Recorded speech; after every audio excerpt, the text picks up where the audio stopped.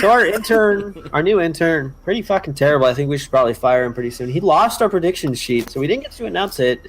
I found it under my bed this morning. I gave it to Josie immediately so he could. Thank you for that. But Josie, why don't we go ahead and announce who won? I'm gonna guess Josh didn't win because Josh forgot to turn in his NXT takeover prediction, so he lost out on a good amount of points. He did. It's a conspiracy that I didn't turn that in. Josh, I'm not going to lie. If you turned in your NXT points, this would have been the closest prediction championship we've ever had. Even closer than Great Balls of Fire, where I won by 1 point? Well, I'm talking about like the points like condensed, because the difference between first, second, and third place is 17 points. Jesus. Maybe a little bit more. That's pretty close. Yeah. All right. So, going on with just the NXT points right now, Zach, you earned 57 points. Chris, you earned 60 points. And I came in first on that one with 68 points. And that brings our totals to Josh. You got 144 points for fourth place. Hey. Chris, you came in third with 199 points. Gross. Zach, you came in second with 214 points. Which brings me at first place with 226 points. Now that's a conspiracy. It really is. But I was unsure, and I double and triple checked, and just to make sure, because I was like, wait, there is no way I won. No, there is. I will say my NXT points. I did get all of except for one of my surprise person. I really thought that. What's his name? Tommaso Ciampa was going to be there, but oh well. They did something with DIY, but all right. So we got Josh dethroned by Josie. Josie is the new predictions champion. I think that brings you to a tied amount of reigns with me, right? Yes, we're at 3 reigns apiece, but currently you still have the longest time as champ. I mean, that's what I try to do. It's okay, I'm still the only undisputed Average Guys champion. Undisputed T-shirt champion. All right, well, guys, who's ready for a trivia challenge? Because I'm tired of Chris lording that he has his title. Let's strip Chris of a title if we can. Whoa, what? Strip? What? I mean, Josh, are you ready for the challenge for this title? Well, he's practically stripped. He doesn't sell T-shirts anyway. Oh my God. Sure. All right. We had SummerSlam this weekend, so I grabbed some SummerSlam trivia for you. Okay. Josie, I'm going to let you be the judge of who chimes in. So go ahead and give them the things that they're going to need to say to chime in. Oh boy. All right. So, sounds awful. This is a bad idea.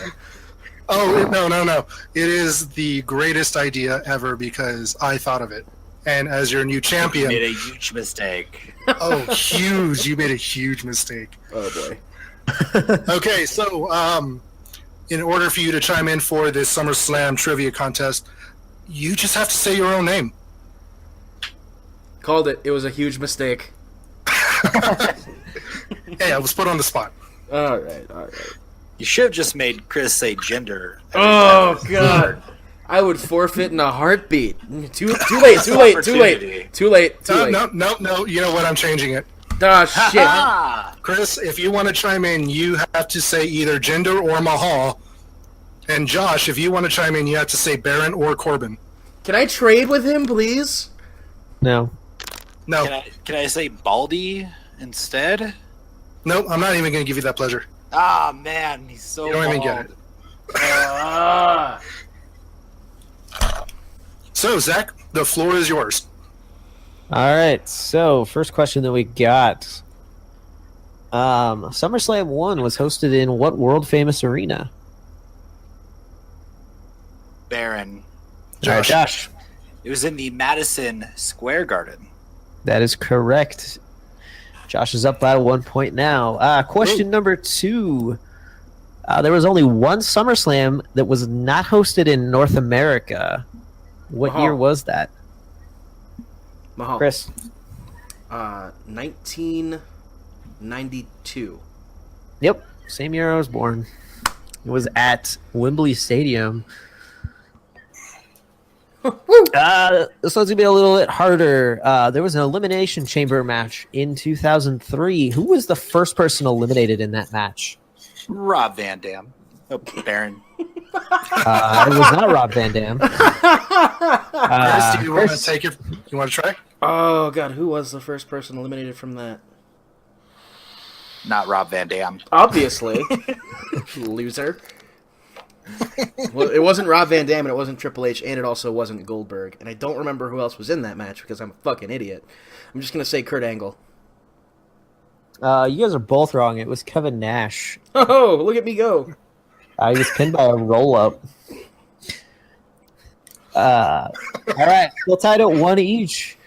Question number 4. Despite getting fired earlier in the year, what beloved wrestler was brought back in the 2010 SummerSlam main event? Mahal. Chris. Daniel Bryan. That is correct. Chris is up by 1 point now. Question number 5. At the 1998 SummerSlam, only one heel won on the main card. Who was it?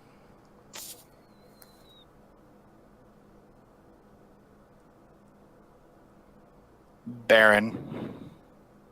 Josh? Okay. It was one Hunter Hearst Helmsley. That is incorrect. Was he a babyface at that time? He was. I always thought he was a piece of shit, so. Great, this podcast is going to get buried now. Thanks, Josh. No, the character Triple H was a piece of shit. Paul Levesque, good guy. Shovel work. Chris, you have a chance to steal that point from him. Oh, God. The only heel to win SummerSlam... On the main card. 1998, you said? Yeah.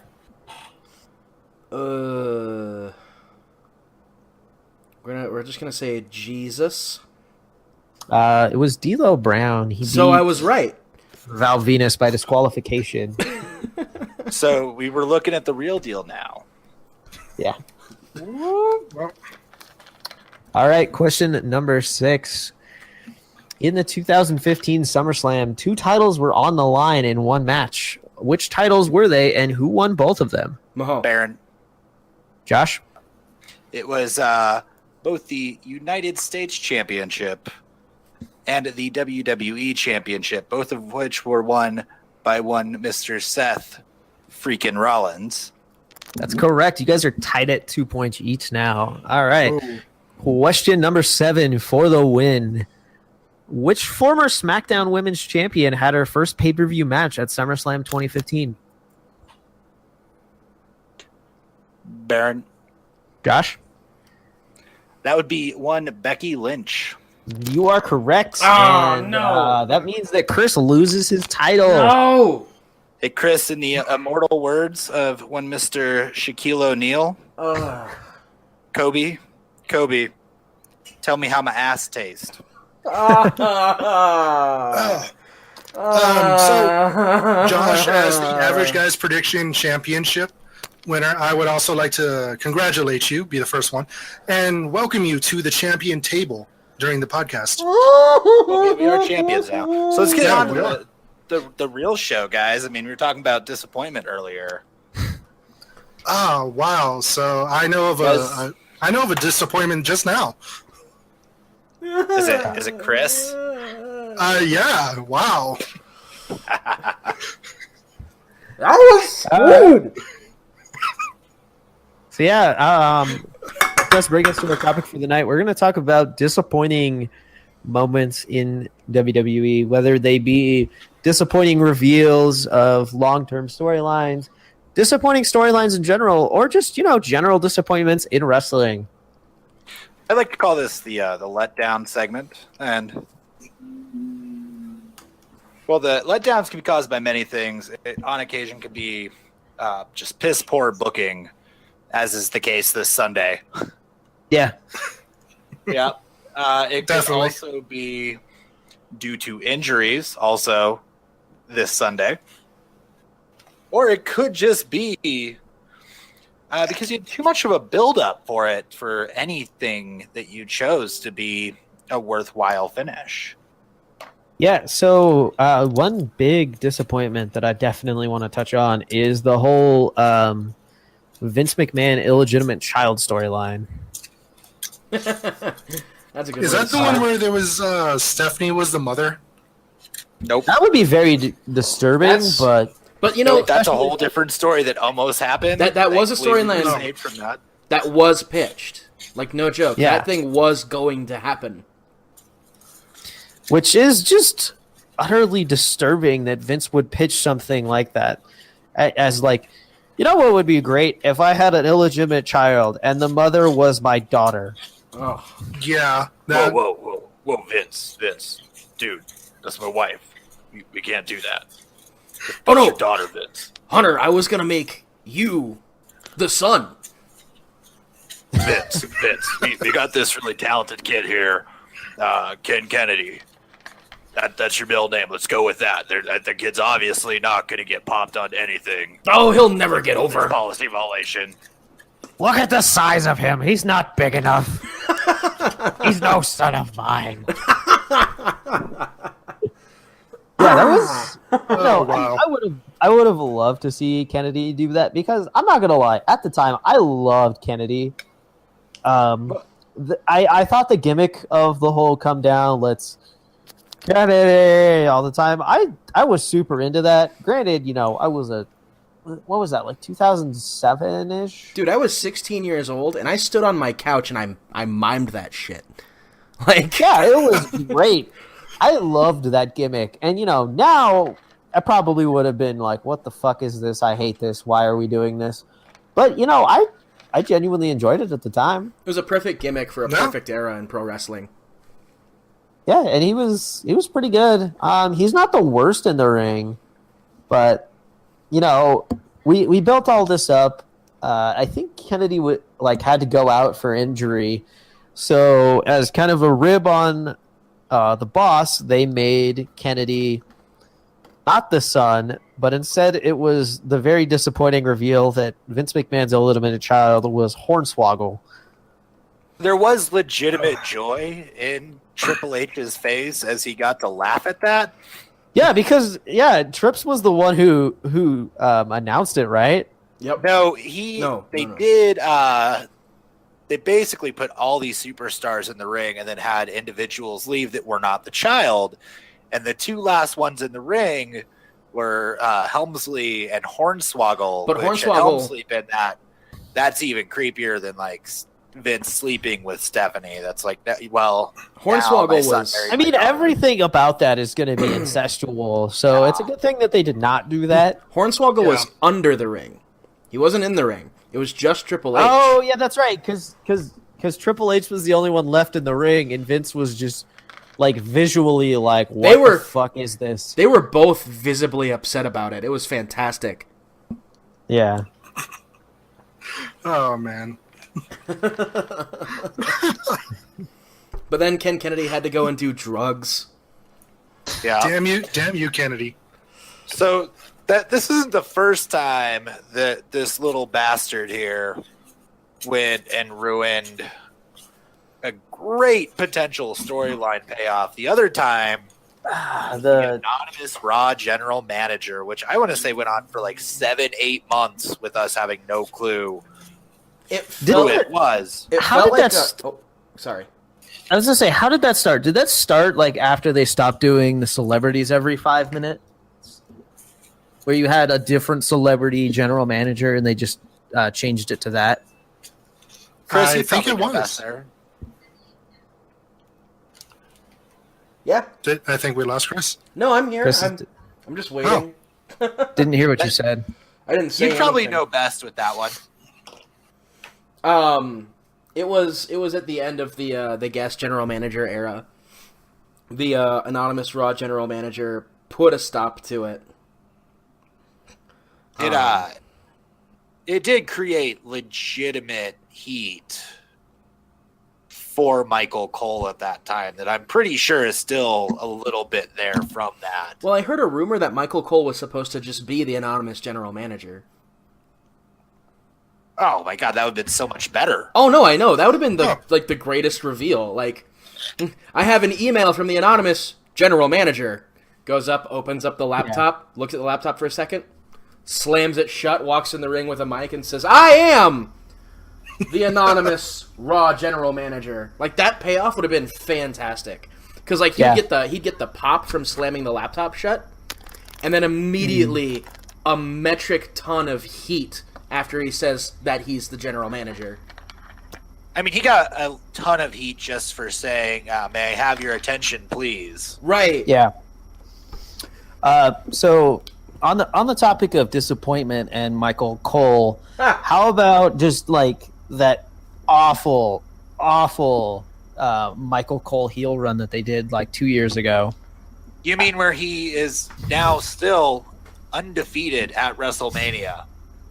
Oh my God, Michael Cole's the new Undertaker. Yeah. With his victory over who was it? Jerry It was Lawler. Jerry the King Lawler, and Jerry the King Lawler's only WrestleMania match. Oh my God! So it is one. Jerry Lawler Making this more disappointing as we go on. Jerry Lawler got got the visual win. Like he got his moment where he was like, "Oh, I'm the winner of the match," and then the decision was reversed. Was it by the anonymous Raw GM? It was about the same time. It might have been. I honestly don't remember. I try to block that from my memory. It's pretty bad. It was I think it was a fun feud. Still widely ranked as like the worst WrestleMania match of all time. I think which is saying something because there's some pretty bad WrestleMania matches out there. Yeah, I think the feud was very fun, but the payoff was just not good enough.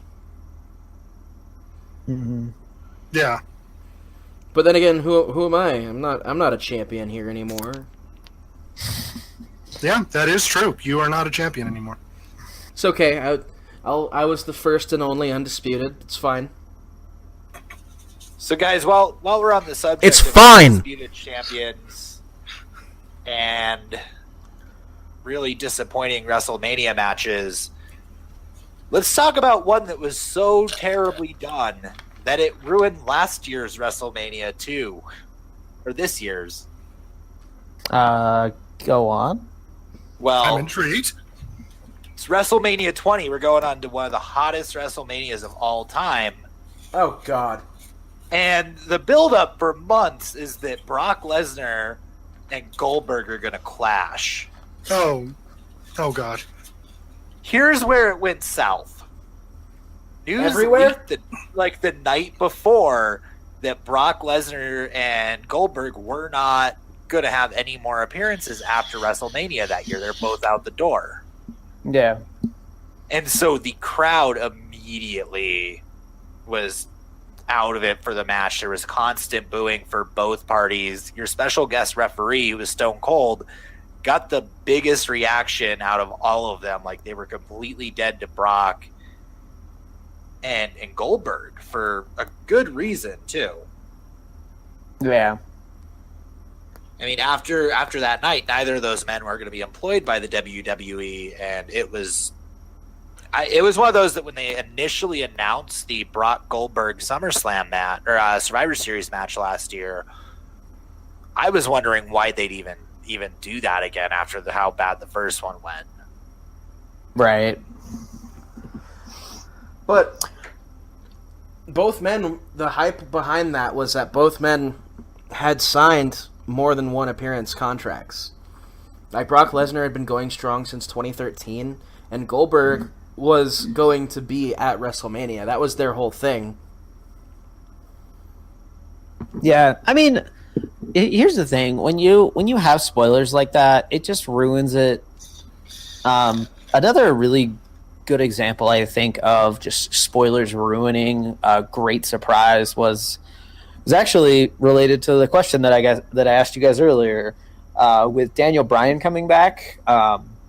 Yes. They didn't actually tell anybody in the match on the other side that Daniel Bryan was going to be the person coming back, and then spoiled it on Twitter like maybe 30 minutes before the match. Just just randomly threw it out there.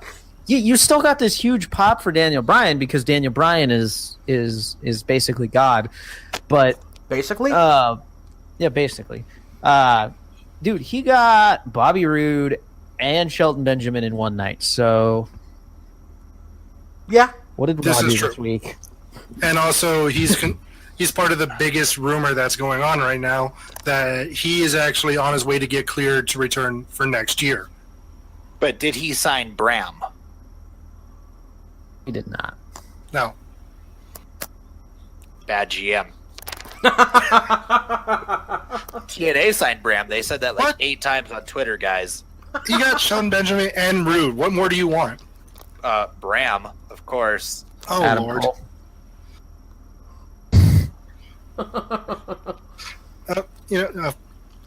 I got nothing. I Zach? got nothing. There is no pleasing you people. Zach, that post that you just gave us in the Average Guys chat, that is a future letdown.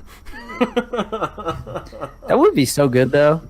For those of you who aren't in our chat, because I know... And I totally stole this from Reddit, but Oh, you son of a bitch!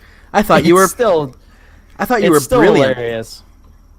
Yeah, I saw that. That was pretty good. I'm not that brilliant of a booker. So what I said is I found on Reddit that when Raw returns to Chicago, Elias Sampson should just start playing Cult of Personality.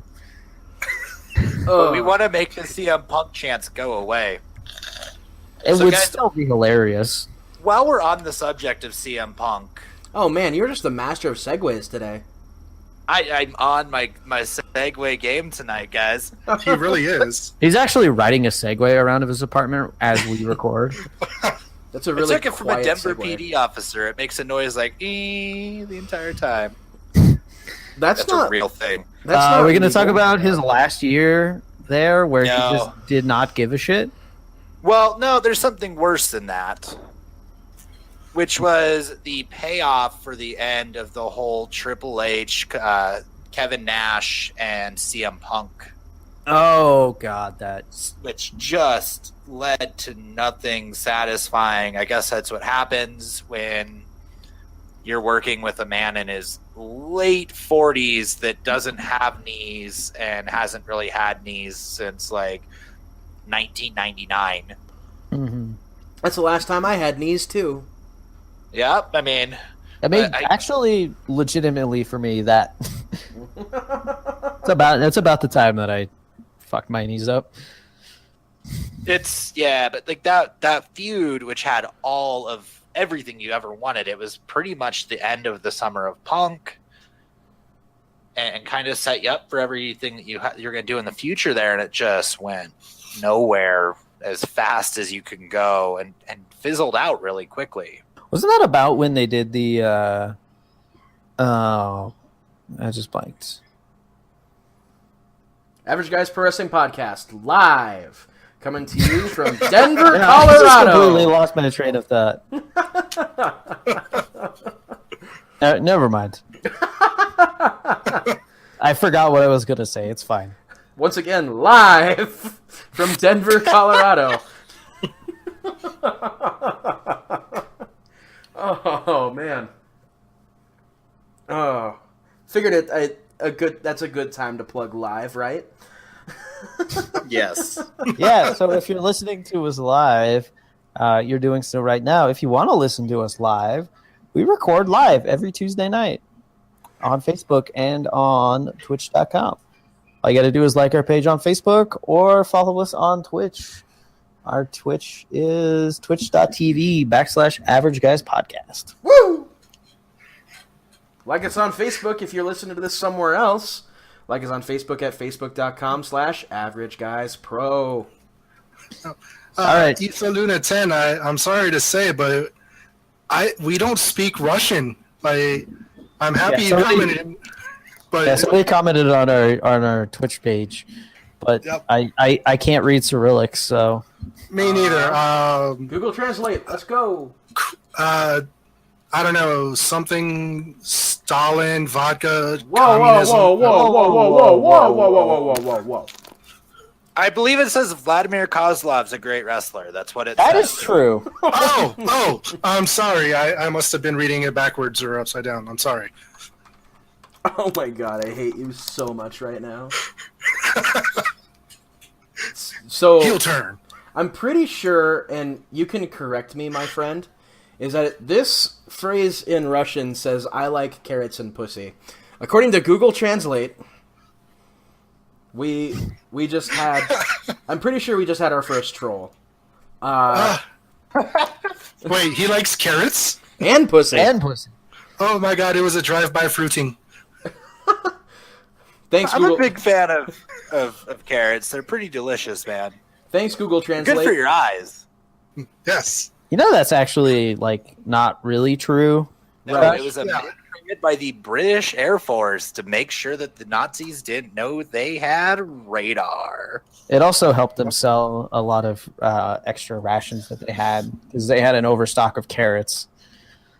I mean, come for your pro wrestling knowledge. Get your actual useless facts. So like, I then Googled the phrase in just Google, and I went to the pictures section because I'm a sadistic fuck. And Of course you are. it's just a bunch of photos of carrots and cats. So Yeah, it's like carrots and then like random cat food. yeah. Well then, all right, Isa Luna 10, thanks for that. Thanks for the entertaining segment on the, Yes, thank you. on the live Average Guys Pro Wrestling So, podcast. guys, Back to disappointments. awkward segue about Yeah. entertainment there. Let's go to something that was the exact opposite of entertaining. We're talking Ultimate Warrior versus Hulk Hogan 2, Oh. Yeah, which honestly, just anything Ultimate Warrior after his heyday. this was also Hulk Hogan with complete booking control in WCW. This match very famously caused WCW to have to to go overtime on their pay-per-view slot 2 minutes into the main event, causing them to have to air the entirety the next night on Nitro. Gross. It's because Yep. that the Hogan Ultimate Warrior match went overtime because Hulk Hogan kept trying to fuck around with like flash paper, What? Oh yeah, Hulk the Hogan's a paper that wizard. burns really quickly. No, I know. It is. It was just really weird. I'm willing to. It also had some of the weirdest intros into it. It was, I distinctly remember a segment with like Hulk Hogan talking into a mirror with like Ultimate Warrior just making faces on the other side of this two-way mirror. Oh God, that's what The that's one-way from? mirror. Yeah. I know what you're talking about now. It was really weird. That's And right. it's, for me, it was kind of really disappointing to see because when I was a kid, Ultimate Warrior was my favorite wrestler. I mean, he was big, he was flashy, he screamed a lot and ran around all over the place. To me, he was just a really big kid. Oh my And I god. enjoyed the shit out of Santa that. Claus in a comic book. You should love Mojo Rawley then. Like, that's Mojo Rawley is Ultimate Warrior 2.0. I thought Chris, it was. you just assume his hype.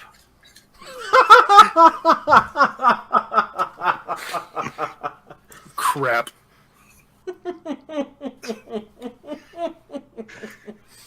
He ain't hype. Average Guys Wrestling Live, everyone.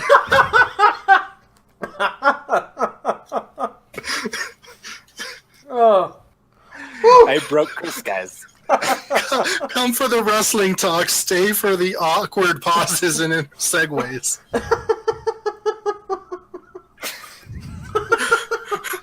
It's not that How do we funny. get anything done on this podcast? Let me ask I that don't- question. I don't know. Oh my god, cut to commercial. I can't do that. I don't have commercials made yet. Someday. Oh my god. Here, all right, quick commercial. Bootios. Do you wake up in the morning and feel kind of booty? Have some Bootios. They make sure you ain't booty. I feel like that's the exact opposite of what Bootios do. Are you sure? I'm almost positive.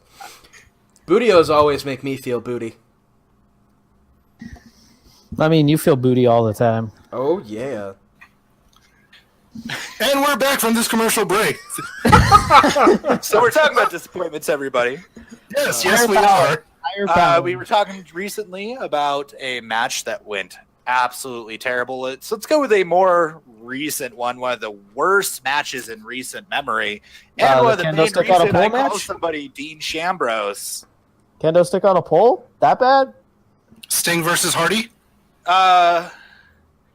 I'm willing to say that this was worse than the House of Horrors match. Ooh. So Sting versus Hardy. We'll get to that. Oh, okay. Not that one. Okay. We'll talk about that after this one. That match is a match that never happened. The Brock Lesnar Dean Ambrose street fight at WrestleMania 2 years ago. They're in the Palace in Dallas.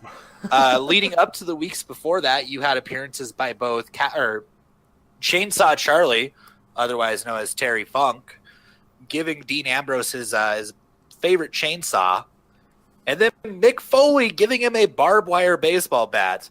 Now, you thought when you saw these items being handed to him that they were going to get to use these. You would be mistaken. Wait, can we actually confirm this match happened? Because I'm pretty sure it's a myth. Ooh. Oh, this match was so bad it got Stone Cold's podcast taken off the network. Yeah, it was. Wow. It was the worst match on, I want to say, the worst WrestleMania I've ever seen, and I've sat through some of those early '90s ones. Because here's the thing, Dean Ambrose went ahead and talked about how much he hated that match and how fucking awful Lesnar was working with. Uh-huh. And this all happened on Stone Cold's podcast back when it used to be on the network. That was the last one that was on the network. Wow. Yeah, it was. I'll be honest. I didn't expect to see any chainsaw spots, and I'd be surprised if we saw one or two hits with the barbed wire bat. But we didn't see anything. We saw a typical Brock Lesnar match full of suplexes and F5s. The only difference being there's a couple chairs on the ground. That was it. Welcome to the PG era. You can still do a hardcore match in a PG era. True, but I mean, just look at the street fight between Enzo and Castle on Monday. Enzo brought out a shopping cart full of goodies, and the chair was used once, maybe a chair. It's just out of everything. You can't encourage. Like he brought out the sledgehammer, a stop sign. I saw a sign in there. Okay. There was crutches. Let me stop you. WWE PG is directed towards 13 and under, with little jokes peppered in for those of us who are older than 13, at least on the outside. You don't want to encourage kids to beat each other up with stop scribbling. You don't want to encourage little kids to beat each other up with trash cans or crutches, or because how's the only way that a little kid's going to get their hands on a set of crutches? Take them from the crippled kid and beat each other up with them. Hey, you brought in the cripples, not me, man. I said the crippled kid. South Park showed me that there could be a great cripple fight, okay? Oh, God. But, that's why we can't use certain things that aren't meant to be used as weapons. Like, chairs are automatic, because that's pro wrestling, and chairs are in pro wrestling. Yeah. The only other weapons I really see used are, call it by their WWE name, the kendo stick. Understandable, but I mean, if you're gonna tease me like that, at least use something other than a chair. At least here's once. The thing, like, if we're gonna talk about disappointments and hardcore matches, it's really just gonna be any hardcore match after 2014. Yeah, I beg to differ. The WLC match occurred after 2014, and that match is gold.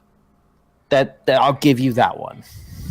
The WLC match is great. It's the exception that proves the rule, Josh. I can't even give you that one because, it's just exploitation. No, it was a great fought match between two fantastic competitors. You are putting them in a box, Chris, because of their size, which is fucked up. No. Putting them in a box because of their size is making a match called the WLC match for them. That's putting them in a box. I'm pretty sure Vince was the one who came up with the name, but at the very least, it was a TLC match between two competitors that was past 2014. That was fantastic. It's just... It was just a gimmick match, though. Like, and... You're telling me a match that involves two little people and as a tables, ladders, and chairs match was a gimmick match? I mean, okay, so I understand where you're going with that, but you gotta understand where I'm coming from. Like, there's a reason why we don't see that anymore. Because, you know, Something boxes. about being insensitive? Yeah, that. Ah, okay. I Fair mean, enough. I hate to play the role of SJW on this podcast this time around, but they don't do that stuff anymore because it offends people. Unfortunately, that's the world we have to live in today, where every little action that we have could offend somebody, and WWE has taken the path of least resistance. No, they definitely have. I'm not saying they haven't, but It's just like the WLC match. There only being one is a perfect example of that. I think had you just called it just a TLC match, it might be taken more seriously. Yeah. Yeah. No, 100%. I agree. It was a fantastic TLC match, and we've talked a lot about Hornswoggle tonight, which feels weird. I do love my little horny. yeah, here's the thing. Like, he's been in a lot of disappointing moments, but I'm not saying he's bad. He just he's one of those people that did not get booked correctly, but at the same time, how do you book someone like him correctly? I mean, he was a part of one of my favorite moments of the Broken universe here recently, which was like the opposite of a disappointment. Well, He if you was, ask Chris, it's a disappointment because Chris hates the Broken universe. I don't. No. Hang on. He was their big man, and the way they shot it was wonderful because like they did like the whole Godzilla type, like they did the shadow with like shakes and like all the T-Rex stuff from like Jurassic Park, and then now it just comes Hornswoggle there and like it's a couple solid moves on some larger competitors and gets his little moment there with them. Someone's breathing real heavy into the mic. It might have been me. I'm sorry. You son of a bitch.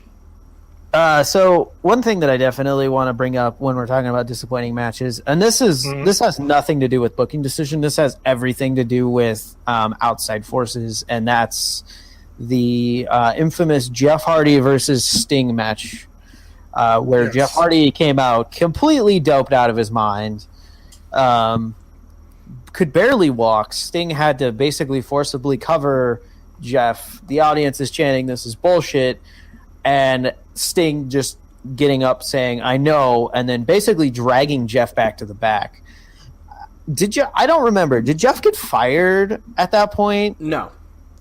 I know he got at least suspended, but that's one of the things that I feel like, you know, popping somebody for Adderall when it's like prescription drugs and they actually need it, that's dumb because that's happened. Yep. Popping Jeff and firing Jeff for that, totally 100% agree with. Because that match was built up pretty well and just completely ruined by the fact that Jeff couldn't control his addiction at the time. It was going to be incredible. I mean, it's the reason why it took him 3 years to get rehired by WWE. Mm-hmm. Yeah, if I remember correctly, he, like you said, he was not fired. He was suspended, but they threatened to fire him if he didn't go to rehab, though. So they kind of like forced him into rehab. Yeah, and I mean, it definitely helped him recover, but it made a very bad image on TNA. And, you know, we joke about TNA being bad a lot, but that was just something that was almost completely unrecoverable from. Well, I mean, TNA has had some great moments. Like, every wrestling promotion does strike gold at least once or twice in a year. Well, I mean, a broken clock's right at least twice a day, so. You know what I mean, though? Like, Yeah. They did a lot of stuff that... Excuse me. They did a lot of stuff that really worked. And Jeff Hardy versus Sting was going to be a thing that really worked. It's just Jeff Hardy didn't let it work. And they knew that. They knew that this was going to be like their big deal, right? And they're like, oh man, this is like one of our big moments for the year that everyone's going to be talking about. Jeff Hardy shows up stoned and they're like, fuck! How do we fix this? You hire Dixie Carter and then wonder why your company falls apart. All right. That's not fair. Dixie Carter's at least creative. She's not Jeff Jarrett. Speaking of disappointments Yeah. in Jeff Jarrett, Oh, Ooh. Is it the Good Housekeeping match? oh yeah, wow.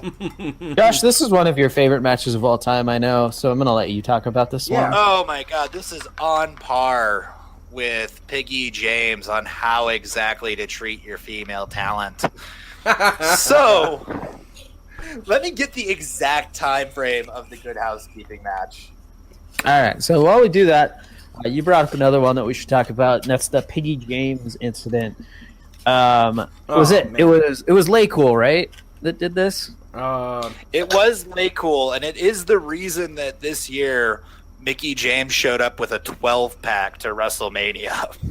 Wow. Yeah. like a 12-pack of beer. Like, were we getting Yeah. smashed? No, she had like Johnny Mundo style abs. Yeah. So back in the Lay Cool Mickey James feud, they started referring to her as Piggy James, and like insinuating that she's fat as a pig. Which, is fantastic if you want to bully your employees and make them want to quit because they feel harassed.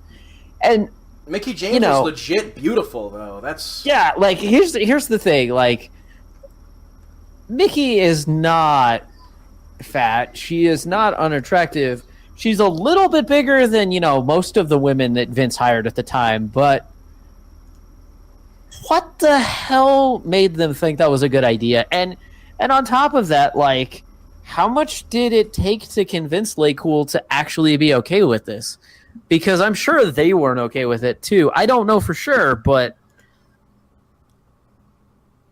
yeah. Everything about that was just so bad. It really was. Dear God, why?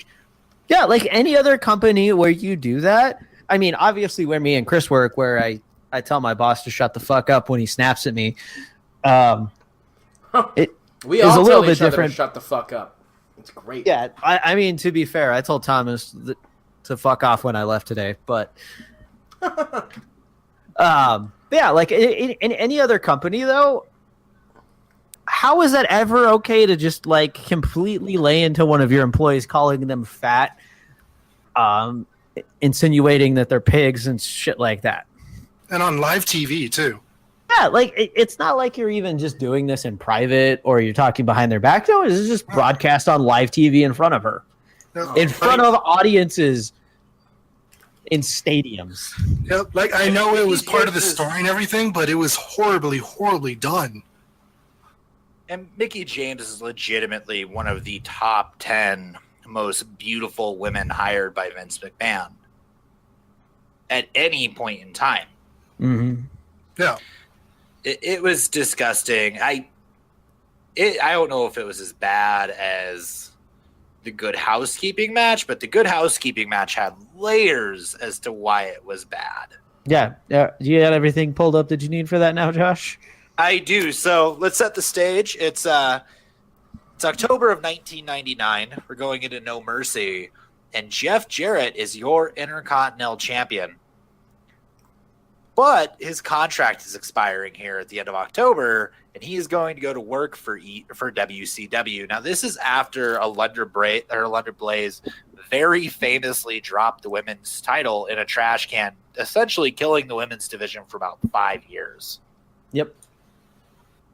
And so at this point in time, Jeff Jarrett is holding Vince McMahon up for ransom, basically for $300,000 for him to show up and wrestle that one match. Mm-hmm. Yeah. And it leads to a match where he's going to face China for the WC or for that Intercontinental title, which should be a great moment. This is one of the first times he got a female, or this actually I believe was the first time that a female competitor was going for a major championship. Yeah. Within the company. And going into it, it was just a lot of misogynistic stuff going on. He was attacking numerous females. He was even attacking actresses that were showing up there. You had this going on for a while, so they declared a good housekeeping match, which the rules of the match were a basic hardcore match, but every item there had to be a household item. So instead of seeing stuff like baseball bats and steel chairs, we're seeing baking sheets and rolling pins. Yeah, it was not good. Yeah, I saw it. It just makes me facepalm thinking about it. I love WWE. The nice thing is this gives us a beautiful segue to our next and one of the biggest of all of the disappointing pro wrestling events, which is the entirety of the invasion angle, which started with something wonderful, which was Jeff Jarrett getting fired on national television. Yeah. Ooh, I actually had something I wanted to bring something up, if you don't mind. Oh, go for it. And it actually has to tie in with the invasion angle, and it was the Monday Night Rating War. Okay. Which You're led put to that as a disappointment. Yes, actually, a lot of WCW fans were disappointed by this, and believe it or not, it was when Goldberg got his first loss and lost the title. You know, the whole taser incident. Oh, you're talking about that thing. Yes, but there was actually reason why, because it was right around like at the. I don't want to say it was at the peak of the Monday Night Wars, but it was getting going. Mm-hmm. And it turns out Hogan actually wanted to be the face of WCW for the Monday Night Wars. And he couldn't be the face of WCW without the title.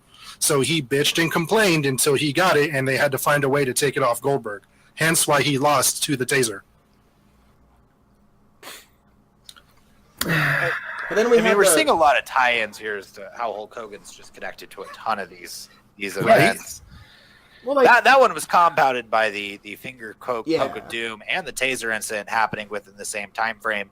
And then even worse, you had Goldberg accidentally break his hand smashing a window, got infected, and he was out of commission for about 6 to 8 months. This is about the beginning of the end, and this is what led us to the invasion angle. I mean, for that to happen, you had to have a company like WCW collapse. Yep. Definitely. And wow, thinking about it, Hogan is like the Illuminati of disappointment. Well, I mean, I'm glad they at least helped us with Vince McMahon saying that he'll now be known as, or that Jeff Jarrett will now be known as capital G, double O, double N, double E, gone. Oh. So you brought up Vince McMahon. Let's talk about Vince McMahon's biggest disappointment. The reveal of the higher power. Oh, God. This was rough because this was a time frame when The Undertaker was untouchable. Like, there was nobody more powerful than The Undertaker. So hearing of this higher power that's keeping The Undertaker at bay was shocking, to say the least. Yep. Yeah, I mean, here's the thing. This is like right before I started watching wrestling, and you know, I would have been a small child at the time when this happened, anyways. Rewatching this, it makes no sense. The fact that he was the higher power means that he basically crucified his own daughter and himself, and Stone Cold. Wait, is that the one when he crucified his daughter? Stone Cold showed up to save the day. Yeah. Mm-hmm. Yep. Yeah. She's gonna marry the Undertaker. We're going for a ride, Stephanie. Oh. And that's when the child was conceived. Oh, okay, I get it. Vince was trying to create the son of Satan. I mean, Ugh. I mean,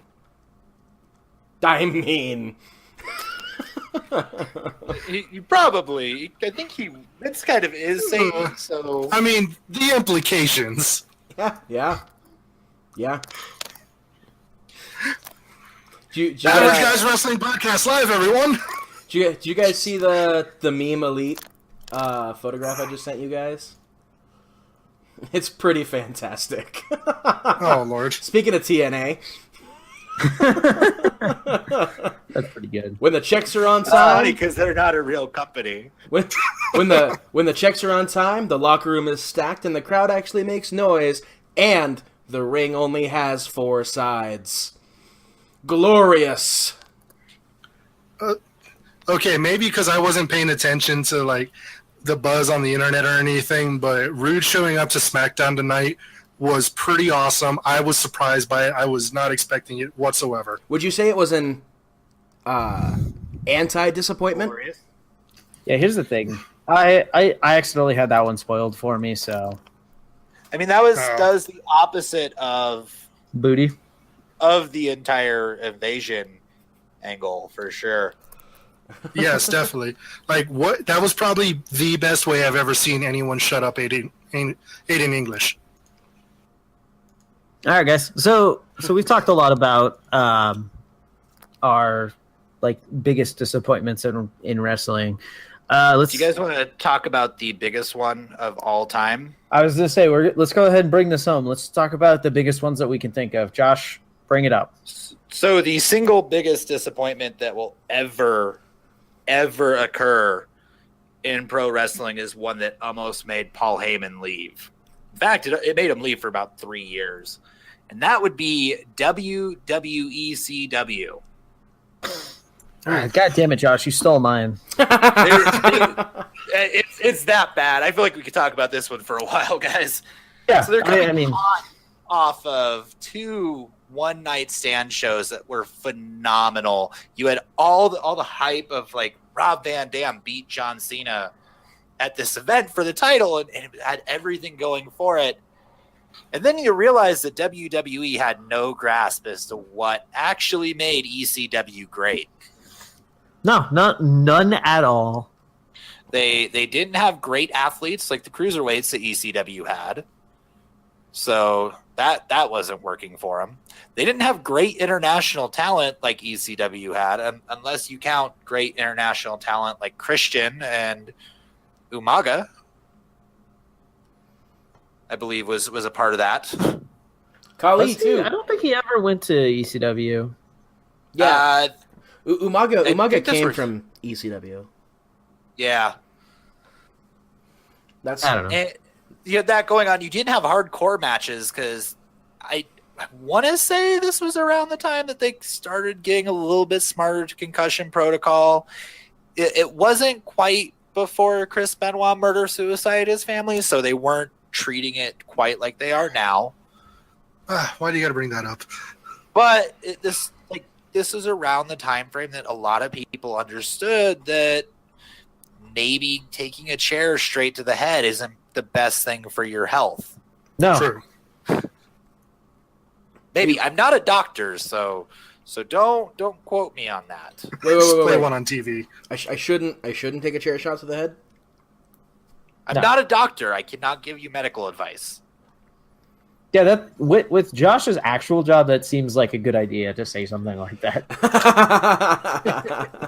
But Chris, I myself probably would not take a chair shot to the head.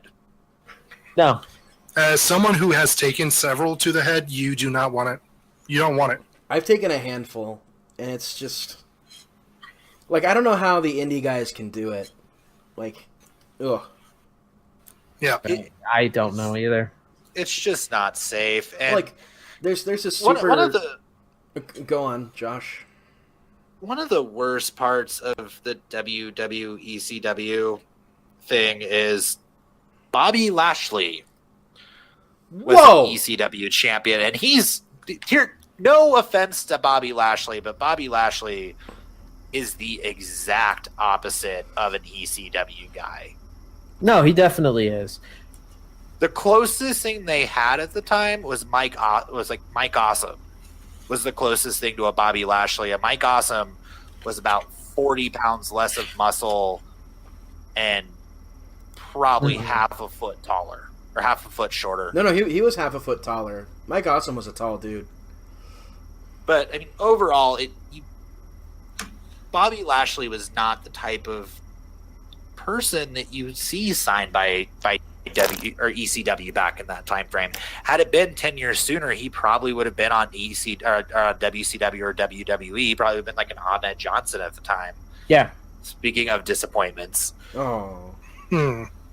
But yeah, it was a rough thing. There's not a lot of positive things to be said about WWECW, and it also had a lot of influence coming from the Sci-Fi Network. That's why you had Kevin Thorne playing a vampire for some strange reason. Everything about Kevin Thorne upsets me. The fact that he still exists today. The Mordecai thing could have been awesome. Talk about a disappointing way to pay off that. I mean, the vignettes were wonderful. The character design was a good idea. Yeah. But when you're built to face the Undertaker and you never actually face the Undertaker, right? I mean, Jose, what's your disappointing moment? We've not really covered much today. Well, considering that you took not only my ECW one, but several people from it, it got me thinking of a wrestler that I was kind of disappointed really didn't go anywhere, and that's Chris Masters. Yeah, I actually agree with that. He's Christopher Adonis now in TNA or GFW, right? Yeah. Just call it by its name. Garbage. The Owl? So when he showed up, he seemed like a more interesting Randy Orton, and for some reason that just like it felt better to me. You know what I mean? It's like, oh, we got Randy Orton, but better. Yeah, he had legitimate heel heat that was very well done. He looks amazing. Like there's a reason he's called Christopher Adonis. The Master Lock challenge was hot. Yeah, it was one of the hottest things around at that time was that Master Lock challenge. Especially, like when they did the tribute to the troops and they had a couple troops try to break it. I mean, it was just a full Nelson. But like looking at like when that man puts you into that, like you ain't getting out. No, you're not. It was a hot thing they had going, and it just went nowhere. And I don't even want to say he had the same issues that Ken Kennedy had. Like, I don't think he got popped on a wellness violation. I think he did. He did. He got hit with some wellness violations. The only thing that saved him the first time was he was really good friends with Randy Orton. That's what saved him. But after that, the next couple of times, couldn't really do anything about it. Yeah, he was released after his second wellness violation. I'm pretty sure he requested that release. Yeah, well, he dislocated his shoulder, which sidelined him for like 4 months in October. November, it was reported that he was suspended for 60 days for having violated the policy a second time. 6 days later, he was released from his contract in November 8th, 2007. He did come back for a little bit, and that's when he requested to be released. That was in 2011. Yeah. But I mean, he's been doing very good for himself. I think Josh touched on my big one, which was the ECW one. I think the next biggest disappointment was definitely the Jeff Hardy Sting match. Chris, what's yours? My biggest disappointment in professional wrestling history. This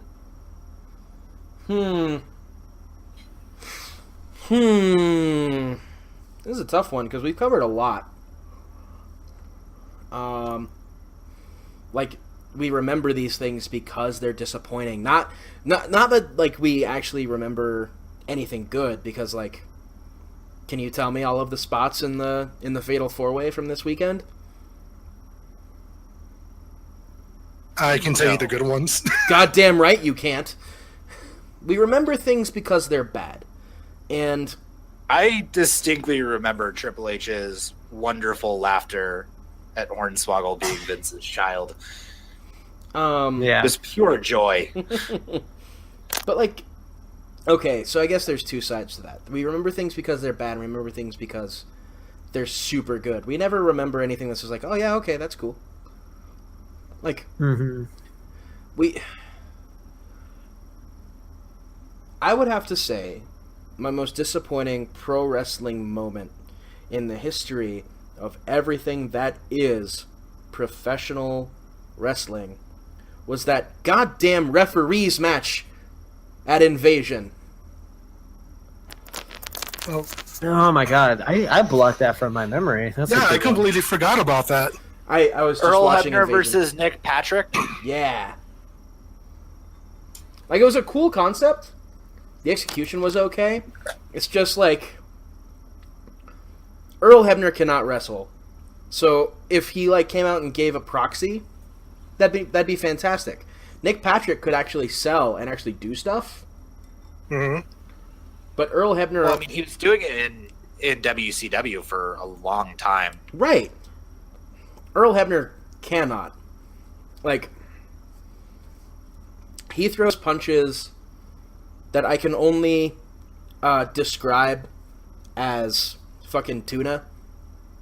Just flop. Yeah. Like, it's just fucking stupid. If he was to come out and be like, I have somebody else for you to face, and then brought out like a former WCW guy that signed with the E, that'd be fantastic. And like, My brother, Brian Hebner. yeah, you're gonna fight this guy.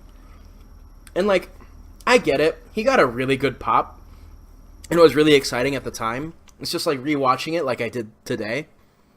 It was just awful. Like, it was almost as cringeworthy as the Bra and Panties tag team match. Yeah.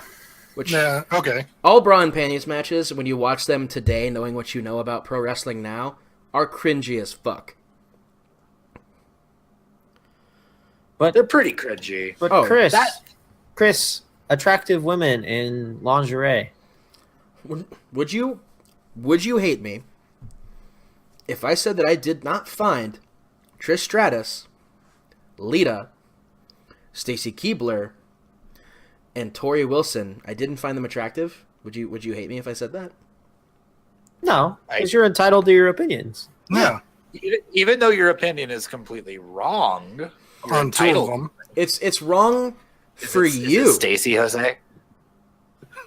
No, I'm more attracted to Stacy and Lita than I was to like Trish and Sable. But see, this conversation right here, this exact thing, this is why it's cringeworthy. This right here. Stacy's a wonderful dancer, Chris. You're just assuming I like her bra and panties matches, but really her Dancing with the Stars segments were wonderful. Still cringeworthy. Still. Mm-hmm. Zach gets me. They're hard to watch, and They really are. The people who clamor for those, and I say a lot of people are stupid, but I legitimately think the people that want those matches back again are about as idiotic as it gets with pro wrestling fans. Like Ryback? Ryback invented those, okay? Okay, to be honest, at the time when it was on, I was all about it. But Yeah, but how old were you? At the same time, I was like 16 years old. Okay? You were still discovering yourself. You accidentally masturbated in the shower once. Like, this I want to say you're wrong, but right? you're not wrong. But like, That's the thing, though. You can throw that blanket statement about any teenage or any male who's been a teenage boy, and This is it's true. gonna be right. obviously I've been This is practicing. true. Obviously I've been practicing that statement because it came across so smoothly.